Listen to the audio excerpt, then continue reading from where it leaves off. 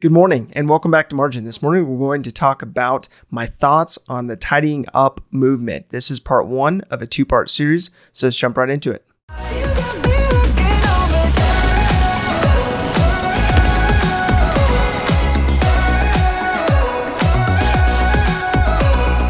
So there's a book by Marie Kondo called The Life-Changing Magic of Tidying Up.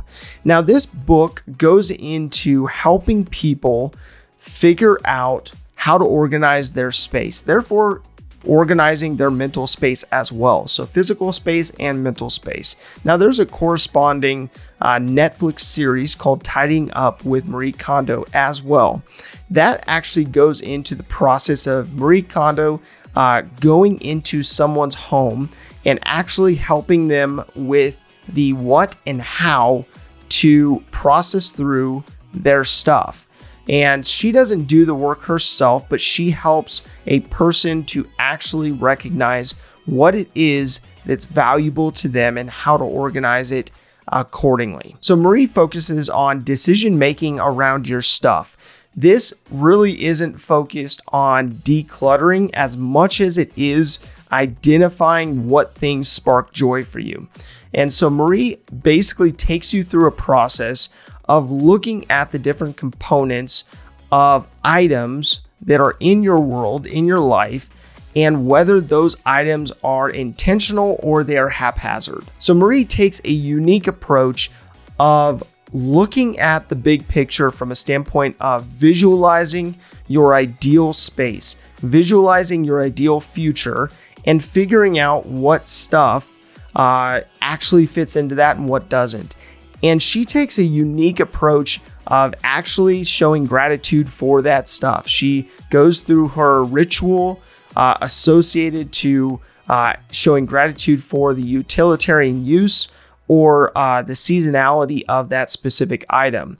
Now that part of it may be strange to some, but for the movement of those who have gone through the process of tidying up, they realize that that's just part of Marie's process in order for her to value items that have provided a value for a period of time and move those along in order to focus now going forward on those items that actually matter the most in this season. Now, the goal of this is to focus in on having items that you truly love, items that spark joy, items that truly matter, and making sure that everything that you have has a specific purpose, that it's not something that's haphazard that you purchased because someone else influenced you to purchase it, but it's something that you actually value. So the goal here is to live a healthier lifestyle by owning items that either have a utilitarian use or bring a level of happiness. Hopefully both, but having items that are very intentional in order to make sure that you are simplifying what you own to what actually brings value to you. Now, many of those who have gone through the process of participating and tidying up have felt a level of detox of sorts, going through the process of laying everything out that you own and figuring out what it is that you absolutely love, what you absolutely enjoy, and what you have a use for, and then being able to go through the process of getting rid of those things that are not necessary for you as a detox of the overconsumption, ultra consumerism that we experience today in America. So Marie starts this detox process through looking at clothing. Clothing is an easy target because many people have closets full of various types of clothing that they may have bought at certain points in time that they have a hard time parting with. So she first has an individual go through the process of laying out everything they own, figuring out what actually sparks joy, what actually is something that someone feels good wearing, enjoys wearing, and is something that they use often. And then being able to go through the process of storing that clothing properly, and then also changing the habits so that you're not just accumulating more and more clothing as you move along, but actually being intentional with cycling through clothing and getting rid of things as new items appear, as new items are purchased. So Marie then goes on to look at books. Now, books can be a challenging item to downsize because oftentimes there are books that we either haven't read, books that we want to be able to reference in the future, or they have been given as a gift and are sentimental to some degree. But going through the process of looking at books that you're actually going to utilize, those that you probably won't crack open again, and actually being able to downsize your books or your library based on what actually brings value to you. So the third component that Marie looks at has to do with documents. Now, documents can come in many different forms, no pun intended, but these different documents can stack up and can take up a great amount of space and can actually steal mind space because it's a distraction.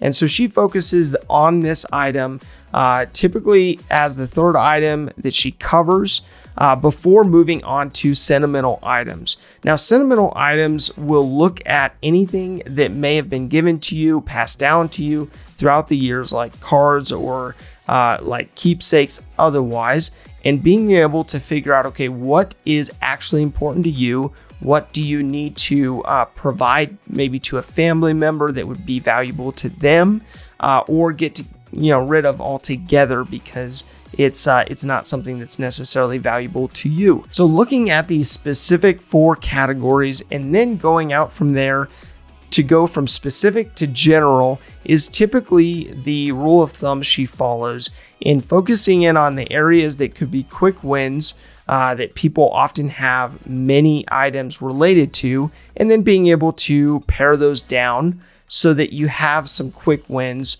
in order to build off of. So as I mentioned before, she typically communicates the how and why, but then allows for the client to go through the process of figuring out what matters most to them without necessarily getting involved in the process of what goes, but actually inspiring an individual to figure out what matters to them and take action based off of that. So the goal here is to take order back, to visualize what an orderly life would look like, what your home would look like if it was in perfect order.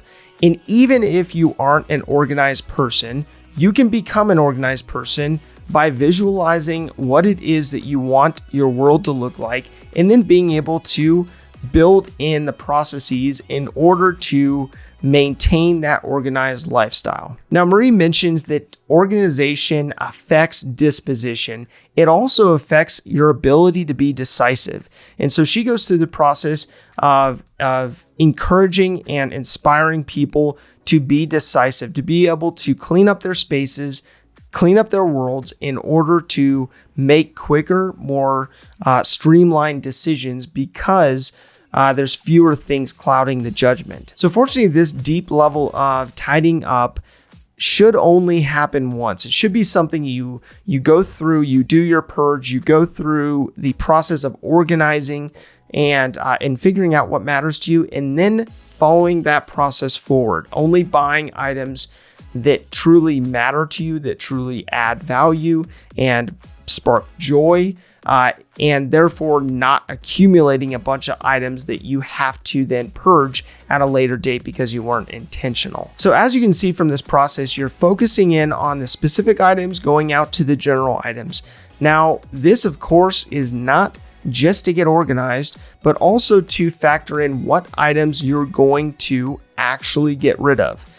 Figuring out, okay, you have an appreciation or a gratitude for those items and what they serviced or provided for a period of time, but then actually moving on and getting rid of items that are no longer necessary for you. Now, the life-changing magic of tidying up focuses in on your personal space, your home, and how organized that space is. Now, Marie also went through the process of looking at your professional space as well. In fact, that's where she started. If this information is helpful to you, please do like, subscribe, and hit the notification bell so you're reminded to come back on a daily basis and improve in managing your personal finances. Thank you for your time. Enjoy your day, and we'll see you back here tomorrow.